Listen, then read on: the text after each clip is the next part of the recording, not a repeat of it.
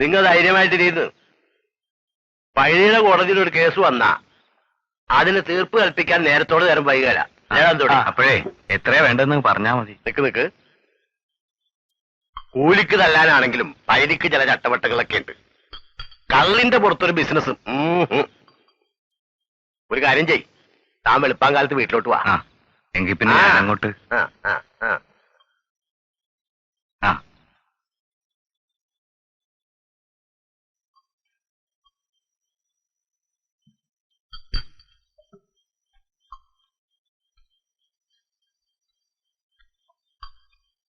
ഒരു കുപ്പിങ്ങള്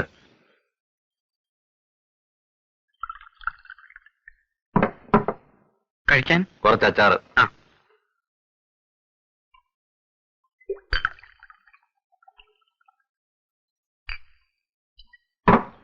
അന്തോണി, 25 കൊല്ലം മുമ്പ് ഈ പൈലി കുമ്പളങ്ങിനിങ്ങാട് വന്നപ്പ ഇവിടെ ചിലര് നെറ്റി വിളിച്ച്. കൊച്ചിക്കാരൻ നസ്രാണി മലബാറി വന്ന് തല്ലി നേടി നിൽക്കുവാന്ന്. എന്നിട്ട് ഇപ്പൊ എന്തായി? നിന്നാളാ ഞാൻ. പരവേശത്തിലാണല്ലോ. വലിച്ചു വലിയട്ടാ. പരുത്തനാണെന്നാ തോന്നുന്നേ. എവിടുന്നാ? മുമ്പ് കണ്ടിട്ടില്ല. ഇവിടെ ആദ്യ. എവിടുന്നാണെന്ന് പറഞ്ഞില്ല. സെൻട്രൽ ജയിലിൽ നിന്ന്. എന്താ പെശകണെന്നാ തോന്നുന്നേ. ഒരു കുപ്പിയുടെ.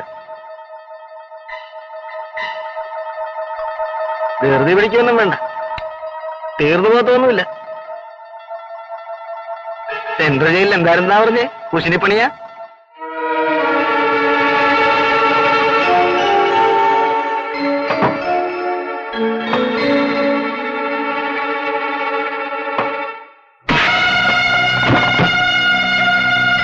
കൊലക്കുറ്റത്തിന് ശിക്ഷിച്ചു. 4 കൊല്ലത്തെ കഠിന തടവിന്. ഇനി വലുതറിയണോ? മനസ്സമാനത്തോടെ ഇത്തിരി കുടിക്കാൻ സംബന്ധിക്കാണ് ന്യായം വിസ്തരിക്കുന്നു. വിസ്താരം ശിക്ഷയും കഴിഞ്ഞിട്ടാണ് ഞാൻ ഇറങ്ങിയത്. ആളറിയാതാണ് ആശാനെ. വൈലിയാശാനാണ്, ചില്ലറക്കാരനൊന്നുമല്ല. എന്താന്ന് വെച്ച് കഴിച്ചിട്ട് വേഗം പോകും. ആമൻ കെട്ടവൻ, അങ്ങോട്ട് കൊടുക്കടാ.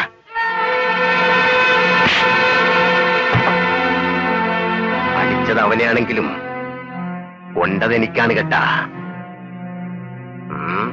വേണ്ട ആശാനെ, ഒരുപാട് കാലമായി പൈലിക്ക് വേണ്ടി മാത്രമായിട്ടൊന്ന് മെയ്യനക്കേട്ട്. ദേ ഇപ്പൊ ദൈവം തമ്പുരാനൊരു വഴി ഉണ്ടാക്കി തന്നേക്കണണ്ട.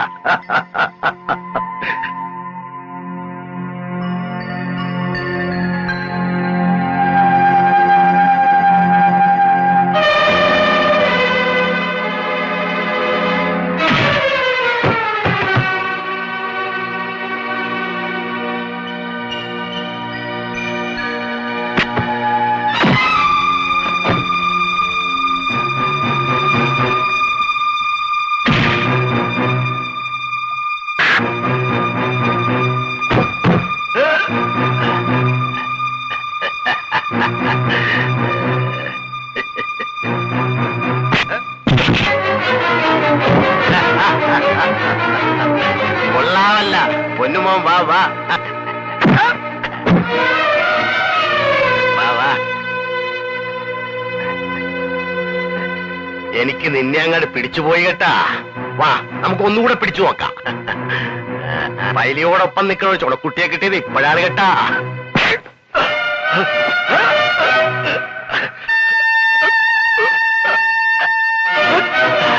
അതെന്താണ് നീ ഉശിരി വിട്ട് കളഞ്ഞത്? ഒരു പിടി പിടിക്കുമ്പോ തിരിച്ചു പിടിക്കണം. വിട്ട് കന്നാ പിന്നെ എന്താണ് ഒരു ചേലുള്ളത്? അങ്ങാട്ട് പിടിക. വിട്ട് കന്നിട്ട് പൈലിക്ക് ജയിക്കണ്ട കേട്ടാ. കൊല്ല് കൊല്ല്, എനിക്കിനി ജീവിക്കണ്ട, എനിക്കിനി ജീവിക്കണ്ട.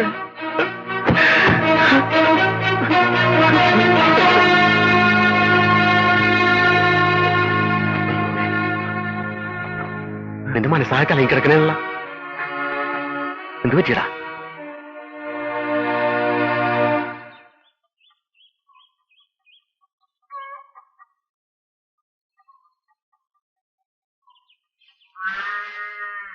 വരേനെന്ന്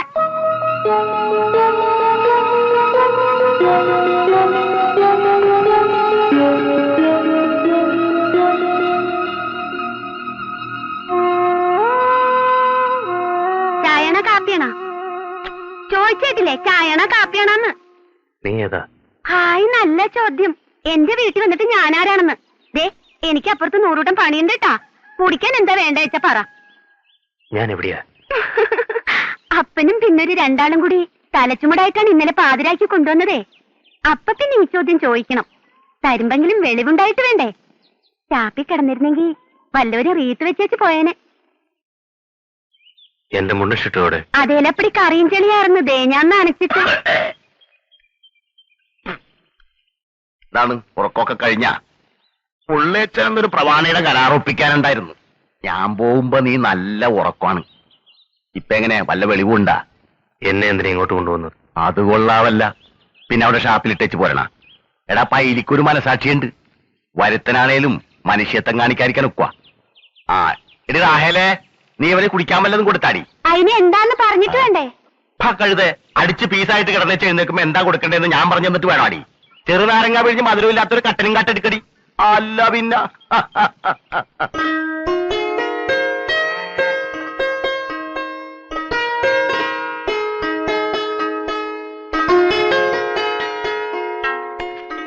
എനിക്കങ്ങ് പോണം. ആ എങ്ങാട്ടാണ്? അറിഞ്ഞൂടാ, പോണം. വിടല് കേട്ടാ, കല്ലറിഞ്ഞിട്ടില്ല. പറയണത് കേട്ടാ, എങ്ങോട്ടാണ് പോകണ്ടെന്ന് അറിഞ്ഞൂടാന്ന്. ഈ പോക്ക് പോയാ അന്തിക്ക് പിന്നെയും തലച്ചുമടായിട്ട് കെട്ടിയെടുക്കേണ്ടി വരും കേട്ടാ.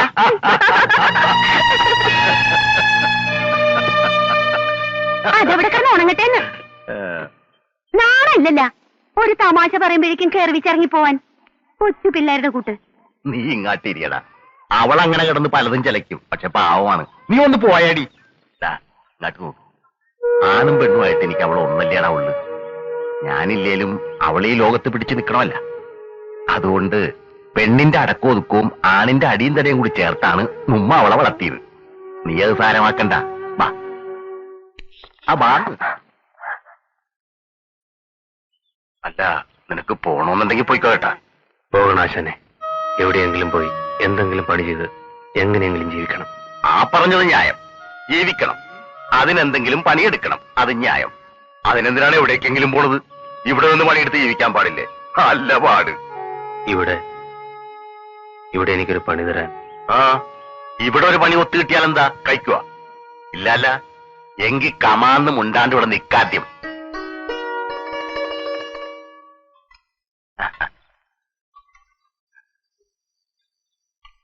ആ നീ ആ മീൻകൂട്ടാത്തിന്റെ ചാറങ്ങാട്ട് ഒഴിച്ചു കൊടുക്കടി.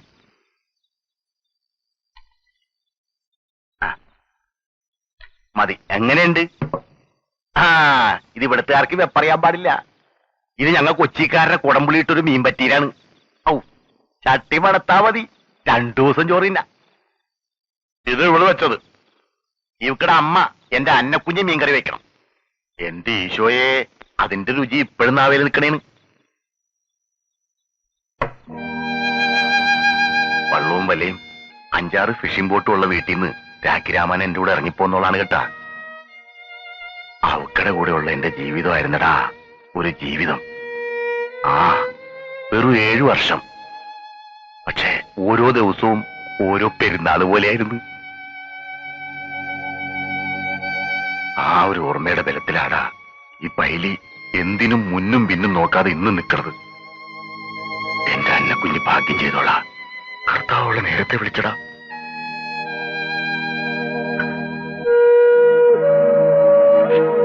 കണ്ടാടാ, അമ്മേനെ കണ്ട ഓർമ്മ വെക്കില്ല. എന്നാലും അമ്മയുടെ വർത്താനം കേട്ട അവളെ അപ്പത്തോടങ്ങും കരച്ചില്. നിന്റെ അടുത്ത് നേരത്തെ സിമിട്ട് വർത്താനം പറഞ്ഞ കാന്താരിയാണോ ഇപ്പൊ ഇരുന്ന് ഈ മോകണത്? അത്രേ ഉള്ളടാ എന്റെ ഉള്ളിൽ. പാവണ്. നിങ്ങൾ ചോറ് തിന്നുന്നുണ്ടാ? പാത്രം കഴുകി വല്ലതും കഴിച്ചിട്ട് വേണം കേട്ടാ എനിക്കൊന്ന് നടുന്നു വർത്താൻ.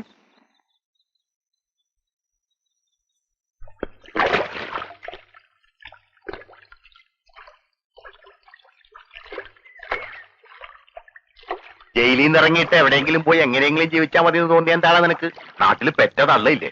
പോയി. പക്ഷേ അവിടെ ചെന്നപ്പോൾ ആദ്യം കേട്ട വാർത്ത ആകെയുള്ള ആ കൊച്ചുപുരയും ആ പറമ്പും പോലീസുകാരൻ കൊണ്ടുപോയി പണയപ്പെടുത്തി അയാളുടെ മകളുടെ കല്യാണം നടത്തിയെന്ന. സഹിച്ചില്ല. നേരാ, ഞാൻ പണയപ്പെടുത്തി. അതിനാണെന്ന് പറഞ്ഞാൽ ഒപ്പിട്ട് തരൂല. നിന്നെ പരോളിലിറക്കാനുള്ള അപേക്ഷയാണെന്ന് തള്ളയോട് നുണ പറഞ്ഞു.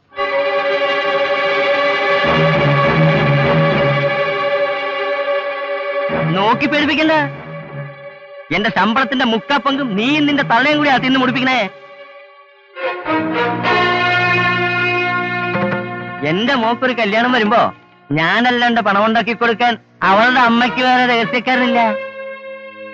അതിനുവേണ്ടി ഇതല്ല ഇതിനപ്പുറവും ചെയ്യും. ഒരു മടിയുമില്ല.